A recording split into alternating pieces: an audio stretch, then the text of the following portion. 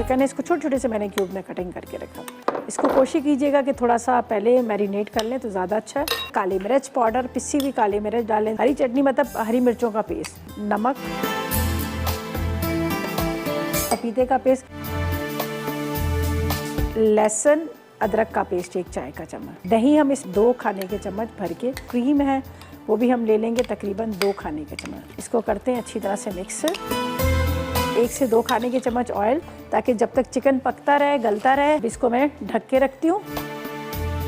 थोड़ी सी इसमें काली मिर्च डाल देते हैं, चीनी डाल देनी है, इसमें जाएगी मायोनीज, यहाँ पर क्रीम, थोड़ा सा नमक डाल दिया, लहसुन और मैंने उसके पेड़े बना के रख दिए। इस तरह से आपने बेलना है, अंदर इसकी फिलिंग नहीं कर दीजिएगा, घी या ऑयल की ना कीजिएगा, और फिर टर्न भी नहीं हो रहे होते, फिर वो टूट रहे होते हैं। फिर थोड़ा सा डाल दीजिएगा आपने ऑयल। जब हम लोग पराठा रोल वाले बना रहे होते हैं तो अंदर इसके अंदर घी या ऑयल नहीं लगाते, ठीक है। सिर्फ आप पतली चपातियाँ बनाएगा और उसके ऊपर आपने घी लगाना, वरना क्या होता है कि वो अंदर भी घी है, ऊपर चिकन के अंदर भी वो हमने डाला हुआ है, और फिर पराठे वो बहुत ज़्यादा ऑयली होते हैं, बहुत हैवी हो जाते हैं। ये मैंने जो अभी आपके सामने डिप बनाई थी जो गार्लिक वाली, ये हम इसमें डालेंगे इस तरह से। स्लाइस में कटिंग किया हुआ प्याज थोड़ा डाल दीजिएगा, टमाटर डाल दीजिएगा, 2-2 लेयर, सैलड लीव चाहिए वो आप डाल दीजिएगा। अब चिकन इसमें डाल देती हूँ मैं।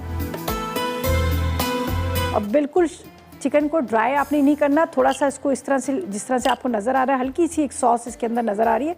अब इसको रोल करेंगे इस तरह से।